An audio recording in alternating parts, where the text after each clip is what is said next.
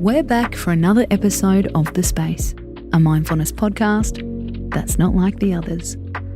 I'm your host, Casey Donovan, together with our writer, Amy Malloy. Every Monday we say, let's do this. We explore mindfulness tips to set you up for the week ahead, strong, resilient, and ready for anything. Psst, come closer. Monday is the day when we really get gossipy. At least, we think so. We go out at the weekend, we bump into a friend. They tell us something they heard which is totally scandalous. Someone's breaking up. Someone's breaking down. Did you hear about your neighbour? When Monday rolls around, we have a new audience to share that gossip with. This isn't to say all gossip is bad. In fact, passing on rumours is a social skill, even if we do it with the right motivation. Do you have a gossipy itch you really want to scratch? Here's how you can with as little damage as possible. Step 1. Some gossip can be positive. If you have a choice of 2 rumours to spread, which one spreads light and which one casts shade? You know what piece of info is best to share. Step 2. If it's false, let it fizzle. Don't become a messenger for fake news. We all know the dangers of that. If you know a piece of information is fake, don't be the reason it keeps on travelling.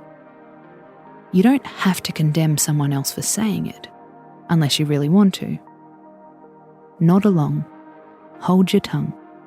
You don't have to play a part in its spreading. Step 3. This is where we get a little deep.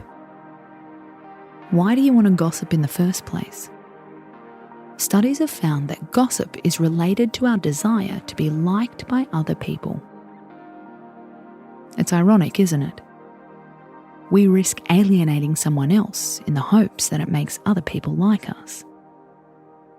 What could you say instead? How about asking the person you're gossiping with about themselves? You get to have an interesting conversation about a person who is actually present. You still get to bond and feel less lonely, but you don't end up with a gossip hangover. We all know what that feels like. Queasy, headachy, a side note of shame and regret. We don't want to start your Monday on a bad note. So let's just say this. Our love of gossip shows that we all really care about connecting. We want to be a part of something bigger than ourselves. We don't want to be alone, despite the fact we all can't stop staring at our phones instead of making eye contact. Our love of gossip should actually give us hope. We want to connect. It's just that sometimes our strategy can come across as a little, bitchy. We can choose to be part of the change. We can choose when to hold our tongues.